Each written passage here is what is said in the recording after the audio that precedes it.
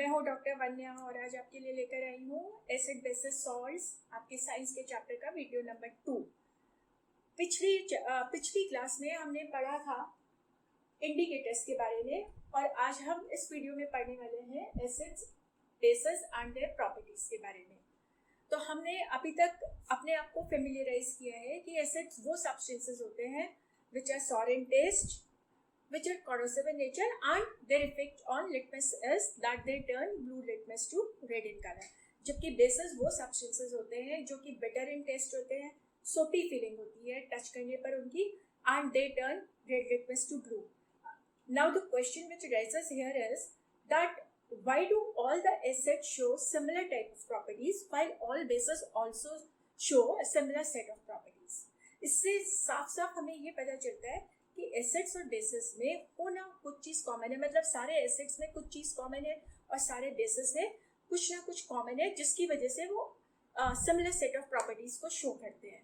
So it was found out that when acids are dissolved in water they produce positive ion as the hydrogen ion only, H positive, while bases on dissolving in water produce OH as the only negative ion.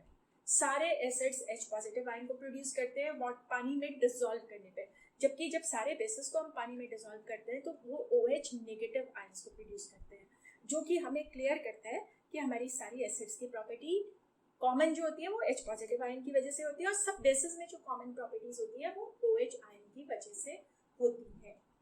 तो इन properties को हम आगे अभी videos में पढ़ेंगे क्या क्या properties होती है। दूसरी बात हमारी जो आती है कि एसिड्स कोरोसिव होते हैं, उसी तरह से कुछ बेसिस भी जैसे सोडियम हाइड्रोक्साइड है, जैसे पोटेशियम हाइड्रोक्साइड है, ये भी कोरोसिव इन नेचर होते हैं। कोरोसिव इन नेचर का मतलब है ये हमारे स्किन को कहीं ना कहीं बर्न करता है and we should avoid direct contact of these acids and bases with the skin.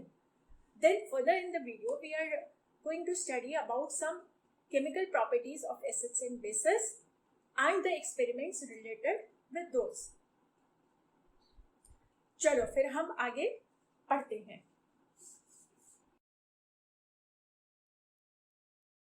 तो बच्चों अब हम टाइप्स ऑफ एसिड्स के बारे में पढ़ते हैं। आप अपनी स्क्रीन पर देख रहे हो टाइप्स ऑफ एसिड्स। एसिड्स को हम 3 टाइप्स में बल्कि कहना चाहिए 4 टाइप्स में डिवाइड कर सकते हैं, on the basis of their origin, on the basis of their concentration, on the basis of their origin, on the basis of their concentration, on the basis of strength of acids, and also on the basis of state of an acid. Based on origin, acids can further be divided into 2.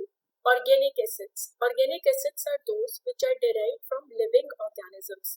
They are mostly weak in nature. For example,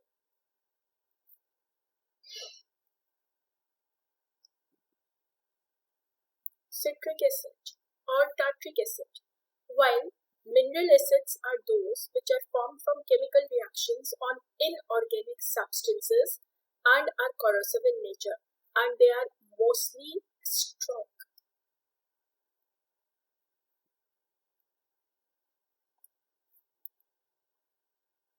Acids can be further divided into another type based on their concentration. Based on concentration, the acids are of 2 types, dilute acids and concentrated acids. Dilute acids are those which are low in concentration. That is, these acids contain more of water and less of acid in it, while concentrated acids are those which are high in concentration, means which contain less of water.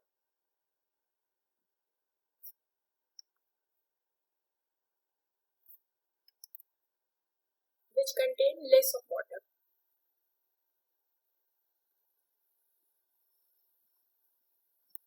Acids can further be classified on the basis of their strength. Strong acids and weak acids. Strong acids are those which completely dissociate into its ions in aqueous solutions, while weak acids are those which do not completely dissociate into ions in aqueous solutions. Example of strong acids are nitric acid and sulfuric acid or hydrochloric acid, while examples of weak acids are mostly organic acids like acetic acid. Acetic acid, when dissolved in water, does not ionize completely into ions. That is why it is a weak acid. Based on state, acids can further be divided into three classes: solid acids, HiO3, sulfur anilic acid; liquids, hydrochloric acid, sulfuric acid; and gaseous forms, CO2, H2S, carbon dioxide, hydrogen sulfide gas. These are also acidic in nature. So based on types, we are having 4 ones. Some common examples of acids are acetic acid. Just now we studied that acetic acid is a weak acid. Weak acid क्या था बच्चों? वो था जो कि ionise completely नहीं होता है वाटर में, जबकि acetyl salicylic acid is HOOC C6H4OOC-CH3, जिसको हम एस्पिरिन भी बोलते हैं, और ये एक ऑर्गेनिक कंपाउंड है. Ascorbic acid is H2C6H6O6, that is vitamin C. Carbonic acid H2CO3, and this is the same acid which is found in soft drinks, soda water. इनका जो एसिडिक टेस्ट होता है वो इसी कार्बोनिक एसिड की वजह से होता है. Then citric acid C6H8O7 found in citrus fruits, और citrus fruits का जो सॉर टेस्ट होता है वो भी इसी citric acid की वजह से होता है. हाइड्रोक्लोरिक एसिड हमें नेचुरली हमारे स्टमक में मिलता है और हमारी बॉडी के अंदर ये डाइजेशन में हेल्प करता है. Then we have nitric acid, which is used in preparation of fertilizers and explosives and is regarded as a strong acid, while sulfuric acid is used in car batteries. So these are some of the common examples of acids. Few properties of acids. यहाँ पर आपको कुछ properties mention है जो कि सारे acid show करते हैं. मींस ये वो प्रॉपर्टीज हैं जो कॉमन है सारे एसिड्स में, common to all acids, like they are having sour taste, they turn blue litmus red, all the acids acid solutions conduct electricity. इसको हम अभी अपने नेक्स्ट वीडियो में डिटेल में लेने वाले हैं. corrosive nature, most of acids are corrosive in nature. They produce a burning sensation in the skin and holes in the clothes on which they fall, and that is why we should be careful while handling acids. हमें care रखनी चाहिए, should be careful while handling acids and they should never be tasted. हमारी कुछ chemical properties हैं जो सारे acids हमें show करते हैं, which are common to all the acids.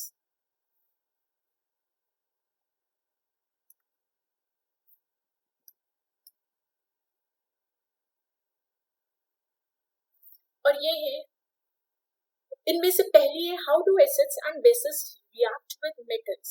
How do acids and basis react with metal. अभी यहाँ पर हम केवल एसिड्स का रिएक्शन मेटल्स के साथ लेने वाले हैं. उसके लिए हमारा ये एक एक्सपेरिमेंट है, एक एक्सपेरिमेंटल सेटअप है जिसमें आप देख रहे हो कि इस टेस्ट ट्यूब के अंदर जिंक ग्रैन्यूल्स लिए गए हैं और ऊपर से डाइल्यूट सल्फ्यूरिक एसिड ऐड किया गया है. मतलब यहाँ पर जिंक और सल्फ्यूरिक एसिड के बीच में रिएक्शन होने वाला है. क्या रिएक्शन होगा? Zinc will react with sulphuric acid to produce zinc sulphate and hydrogen gas. ये हाइड्रोजन गैस हमारी इस डिलीवरी ट्यूब से बाहर आती है and it is collected here over water. Hydrogen gas is collected over water. Point to be remembered. बच्चों ये सबको याद रखना है, hydrogen gas is collected over water, और इसका एक बड़ा कारण ये है कि हाइड्रोजन गैस वाटर में लगभग इनसॉल्युबल होती है. आप थोड़ा सा सोचो कि अगर हाइड्रोजन गैस वाटर में सॉल्युबल होती तो क्या हम इसको वाटर के ऊपर कलेक्ट कर सकते हैं? नहीं कर सकते थे क्योंकि वो रिएक्ट हो जाती, वो डिसॉल्व हो जाती उसमें. But since hydrogen gas is insoluble in water, therefore it can be easily collected over water. और यहाँ पर तो आप इसको देख रहे हो कि हाइड्रोजन गैस इस डिलीवरी ट्यूब में से बाहर आ रही है in the form of bubbles, क्योंकि वाटर में उसके बबल्स बन जाते हैं. और यहाँ पर क्या लिया गया है, सोप सोल्यूशन लिया गया है. इस बीकर में सोप सोल्यूशन लिया गया है, तो सोप सोल्यूशन से वैसे भी बबल फॉर्मेशन हो जाता है. ये बबल क्यों बनता है, क्योंकि इस बबल के अंदर हाइड्रोजन गैस ट्रैप्ड है. इस बबल में हाइड्रोजन गैस ट्रैप्ड है. और हाइड्रोजन गैस का जो टेस्ट है वो है it Burns with a pop sound. तो आपने एक ये बर्निंग कैंडल ली है और बर्निंग कैंडल को आपने एक बबल के साथ टच करवाया है या बबल के साथ कांटेक्ट में है वो, तो आप देखते हो कि वहां पर हाइड्रोजन गैस जो बबल में ट्रैप्ड है that starts burning with a pop sound. This is test for hydrogen and each one of you should know about it. Test for hydrogen क्या है? हाइड्रोजन इज अ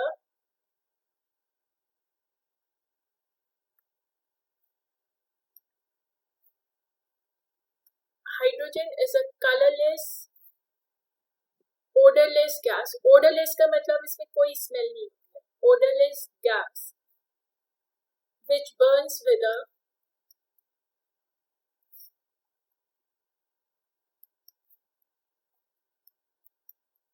हर एक बच्चे को ये याद होना चाहिए, which burns with a pop sound. This is test for hydrogen. तो हमने ये देखा कि जब एसिड्स हमारे रिएक्टिव मेटल्स के साथ कंबाइन करते हैं, रिएक्ट करते हैं, तो वो हाइड्रोजन गैस प्रोड्यूस करते हैं. अब सारे मेटल्स ऐसे नहीं है जो कि डाइल्यूट एसिड्स के साथ हाइड्रोजन को प्रोड्यूस करें. तो हमारे नेक्स्ट क्वेश्चन ये आता है कि हम कैसे पता लगाएंगे कौन से एसिड्स, हम कैसे पता लगाएंगे कि कौन से मेटल्स एसिड्स के साथ रिएक्ट करके हाइड्रोजन प्रोड्यूस करेंगे. इसके लिए हम हेल्प लेते हैं मेटल रिएक्टिविटी सीरीज, जो आप अपने लोअर क्लासेस में पढ़ चुके हो. मेटल रिएक्टिविटी सीरीज में आपने मेटल्स को अरेंज किया है in decreasing order of their chemical reactivity. और इस सीरीज में हम देखते हैं मेटल्स जैसे कि सोडियम और पोटेशियम वो सबसे ऊपर होते हैं. Sodium, potassium, calcium, magnesium, aluminium, zinc है, आयरन है, लेड है, हाइड्रोजन है, copper, silver, gold and so on. तो ये हमारी एक सीरीज बनती है. इसमें हम देखते हैं कि मेटल्स के साथ में हाइड्रोजन को भी हमने प्लेस किया है, क्योंकि हाइड्रोजन कहीं ना कहीं मेटल्स की तरह की केमिकल प्रॉपर्टीज अपनी शो करता है या अपना बिहेवियर शो करता है, हालांकि होता वो नॉन मेटल है. तो ये सारे मेटल जो कि हाइड्रोजन के ऊपर रखे गए हैं मेटल एक्टिविटी सीरीज में, ये हमेशा हाइड्रोजन आयन को हाइड्रोजन गैस के फॉर्म में डिस्प्लेस करेंगे. मतलब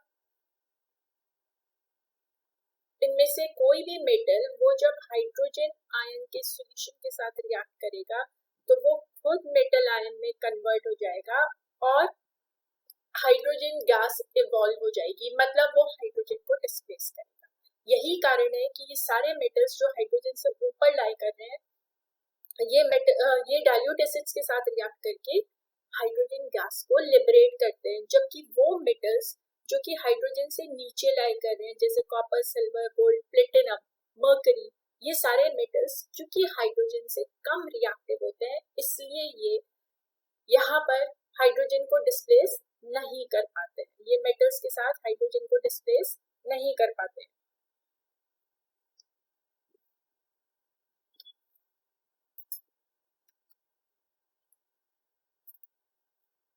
So this is all about reaction of hydrogen with metals.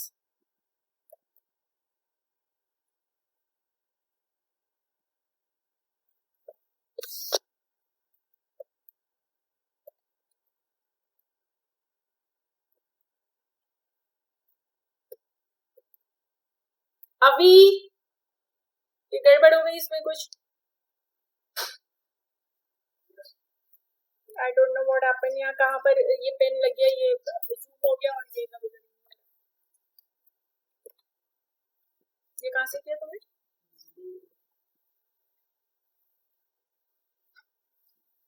So this is how metals react with dilute acids.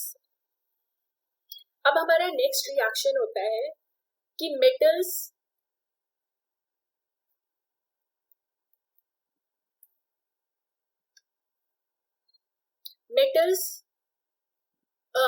Metal carbonates और मेटल हाइड्रोजन कार्बोनेट्स के साथ एसिड्स कैसे react करते हैं. How do metal carbonates and metal hydrogen carbonates react with acids. बहुत ही interesting सा reaction है ये. इसकी पहले आप एक्सपेरिमेंट एक्टिविटी पर ध्यान दो. In the figure, we can see a test tube which is fitted with a cork, a thistle funnel and a delivery tube. Cork, this is a thistle funnel and here is the delivery tube. ये एक मोटी सी test tube होती है जिसको हम बोलते हैं boiling tube. मोटी और बड़ी. इस टेस्ट ट्यूब में हमने सोडियम कार्बोनेट लिया है. सोडियम कार्बोनेट का फॉर्मूला होता है Na2CO3 और साथ में उसमें हमने ऐड करा है डाइल्यूट हाइड्रोक्लोरिक एसिड HCl. हमेशा जो डाइल्यूट एसिड्स हैं वो मेटल कार्बोनेट्स के साथ रिएक्ट करके बनाते हैं salt NaCl plus water plus carbon dioxide gas. And in place of sodium carbonate, if you have sodium bicarbonate.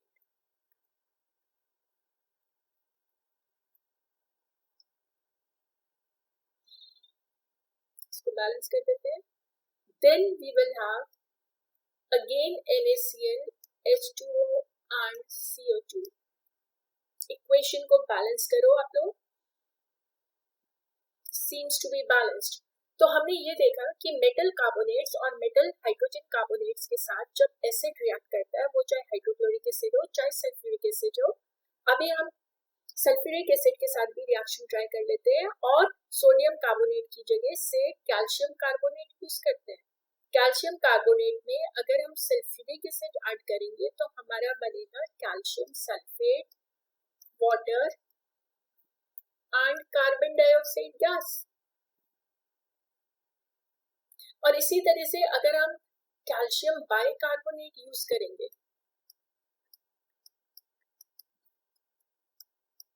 तो भी हमारे प्रोडक्ट्स सेम ही रहेंगे. Calcium sulphate plus water plus carbon dioxide gas. तो कहने का मतलब ये है कि जब भी मेटल कार्बोनेट्स और मेटल बाइकार्बोनेट्स एसिड्स के साथ रिएक्ट करते हैं, हमेशा कार्बन डाइऑक्साइड गैस लिबरेट होती है. और इस गैस को टेस्ट करने के लिए हमें लाइम वाटर की जरूरत होती है. Test for carbon dioxide gas हमें लाइम वाटर की जरूरत होती है. और डायग्राम में आप इसको देखोगे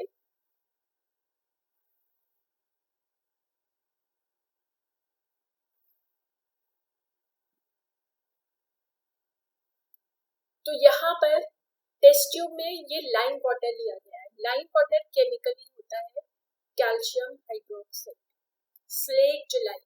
इसको बोला जाता है स्लेक्ड लाइम. ये सारे नेम्स आपको टिप्स पर होने चाहिए.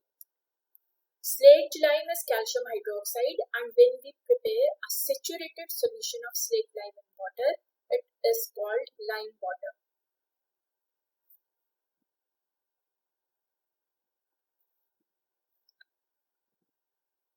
It is called lime water. Saturated solution of slaked lime in water. और जब इसमें कार्बन डाइऑक्साइड पास होती है तो ये लाइम वाटर मिल्की हो जाता है. Lime water turns milky. This is test for carbon dioxide. अब ऐसा क्यों होता है? Let us see. Test for carbon dioxide. Carbon dioxide is a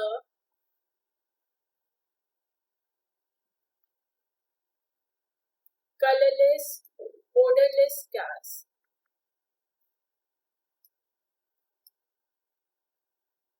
which turns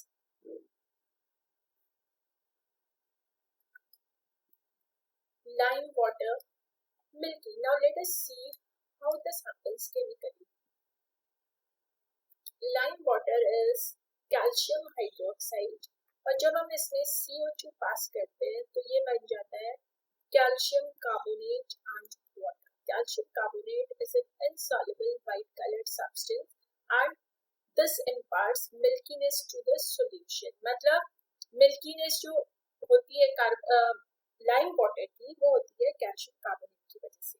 और अगर हम इसी मिल्की वाइट सॉल्यूशन में और कार्बन डाइऑक्साइड को पास करें, means if carbon dioxide is pass through the solution through lime water in excess, then the white precipitate or the milky solution which was present, it again turns to a colorless solution. अब ऐसा क्यों होता है? क्योंकि जो calcium carbonate है जिसकी वजह से मिल्कीनेस हुई है वो एक्सेस कार्बन डाइऑक्साइड के साथ रिएक्ट करके बना देता है एक सॉल्युबल कंपाउंड कैल्शियम बाइकार्बोनेट. और कैल्शियम बाइकार्बोनेट क्योंकि सॉल्युबल कंपाउंड है इसलिए क्या होता है, इसलिए milkiness disappears.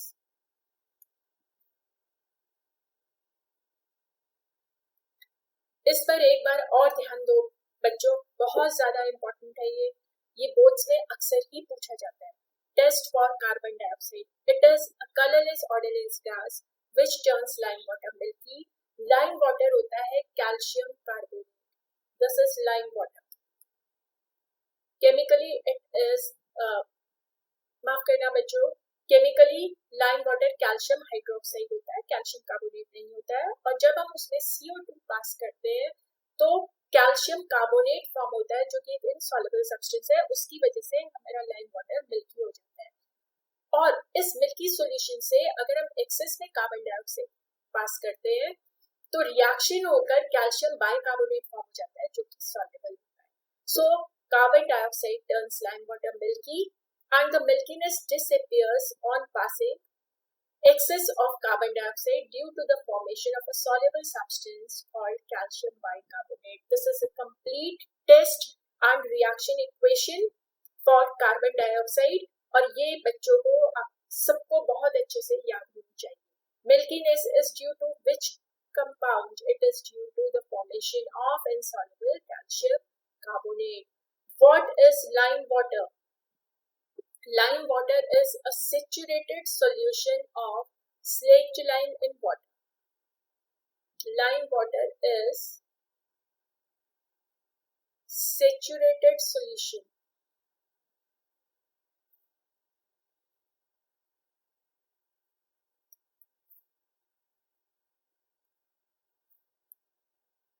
of slaked lime in water.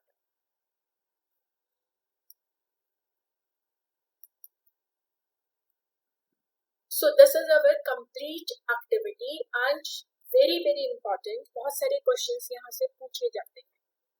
अब हमारी नेक्स्ट प्रॉपर्टी केमिकल रिएक्शन जो है वो है how do acids and bases react with each other. और ये हमारा बहुत ही ज्यादा इंटरेस्टिंग और इम्पॉर्टेंट रिएक्शन है क्योंकि acids reacts with bases to form salt and water. When an acid reacts with a base, then a salt and water are formed. Actually, when an acid is treated with a base, the base neutralizes the acid and destroys its acidity.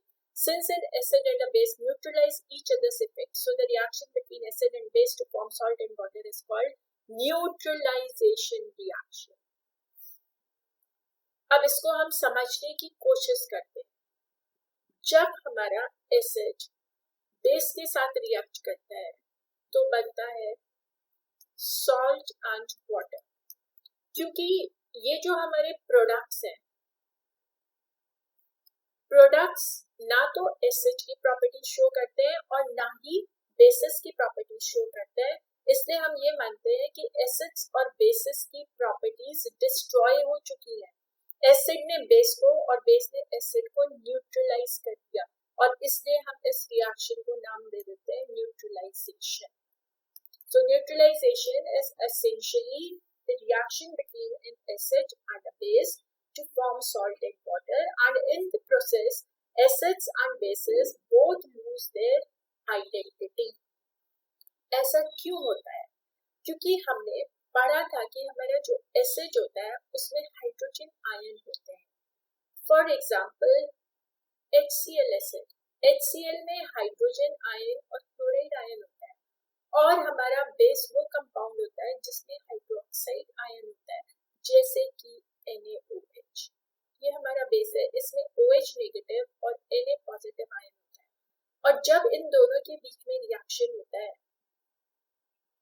double displacement, so NaCl which is salt is formed plus water, यानी कि acids जो अपनी property show कर रहे थे H ion की वजह से और बेसिस शो कर रहे थे OH आयंस की वजह से, इन दोनों के रिएक्शन होने से ना तो फ्री H आयंस बचे हैं ना फ्री OH आयंस बचे हैं, बल्कि वाटर फॉर्म हो गया है।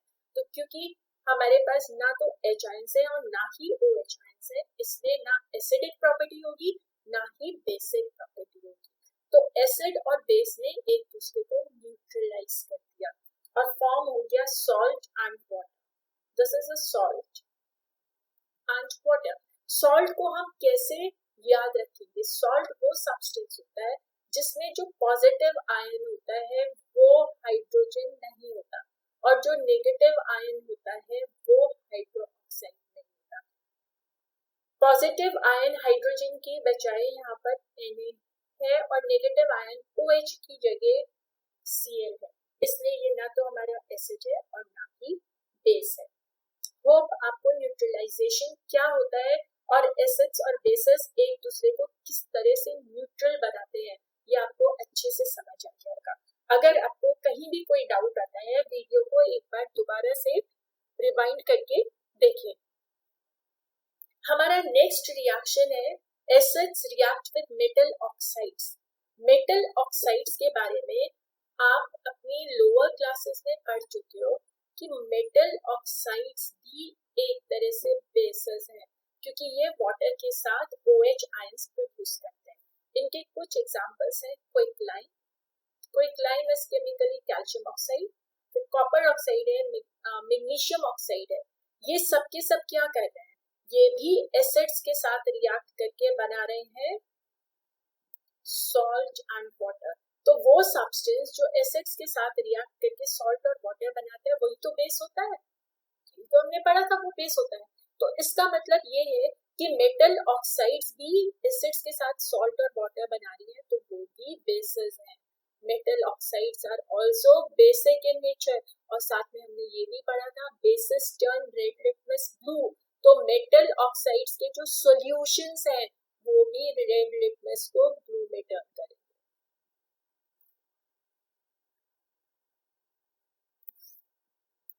हम एक रिएक्शन इसका देखते हैं, calcium oxide. Calcium oxide is a metal oxide, it is reacting with hydrochloric acid to produce calcium chloride, which is a salt, and water. In general, we can write this reaction as metal oxide plus acid gives salt plus water. तो सीधी सी बात है यहाँ पर कि acid के साथ कोई भी हमारा सब्सटेंस है, लेट अस से assume it to be X, और वो बना रहा है सॉल्ट एंड वाटर, तो ये तो भाई न्यूट्रलाइजेशन रिएक्शन हुआ ना। तो इसका साफ मीनिंग है कि एसिड्स के साथ तो बेस ही रिएक्ट करके सॉल्ट एंड वाटर बनाते हैं, सो X must be a base. Similarly, if a base is reacting with another substance say Y to form salt and water, so we can say that bases react with acids to form salt and water, so Y must be an acid. And such reactions in which salt and water is formed and the reaction takes place between a base and an acid are called neutralization reactions. ये अभी हमने कुछ देर पहले ही पढ़ा है। So metallic oxides also show neutralization reactions and hence they are basic in nature.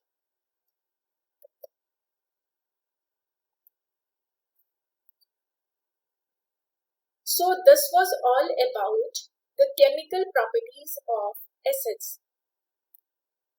और मुझे पूरा विश्वास है कि जिन बच्चों ने इस वीडियो को बिल्कुल फुल कंसंट्रेशन से देखा है, उनको एसिड्स की प्रॉपर्टीज बिल्कुल अच्छे से समझ में आ गई होंगी। और जिसको जहां भी डाउट हो रहा है वो वीडियो को रिवाइंड करके दोबारा से देख सकते हैं।